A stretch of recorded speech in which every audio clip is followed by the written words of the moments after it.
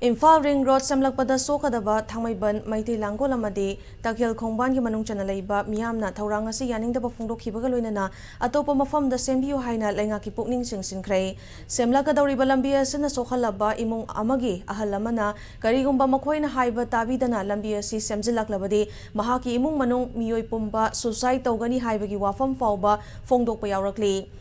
Ring Road Semlakadawriba Siga Mari Lenana ngasi Tharon Community Hall da pangthokiba public hearing da wafam sing asi Kunja Singh na thamnarakhibani Ring Road na sokhalakadaba Imphal West ki manung chana leiba mafam singgi oiba public hearing pangthokpagi makha chatharakpo oina ngasi Thangmaiban Maitei Langgol amadi Takhil Khongban ki manung chana leiba miham ki wakhalon lauki lambi asi sembagi thaurang manung channa State Social Impact Assessment Unit oiriba Directorate of Environment and Climate Change na public hearing asi pangthokpani Mamangda Imphal East ki manung chana leiba Ring Road asina sokadaba miyamgi hearing loba loikrabani hauzik na Imphal West ki solakadaba mafam singda public hearing chathabani hearing asida saruk yakiba expert sing amadi lenga ki official singna miyamna pamliba sing asi mayek singna mari leinaba singda khanghanduna kari tawsigi haibadu khananaba honagani haibagi thajabasu ngasigi hearing aduda pikhi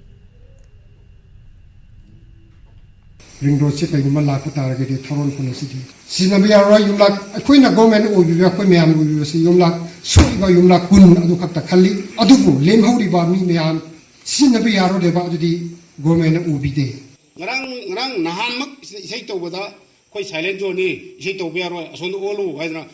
mayep tubukda asondo khongba dadana speaker tawri yang wana isai tawgeba adugumba chilba jaga sigi he gate maktada Saka tara mari pamba try pan gari thoguni haibisibu kiting khanda biodra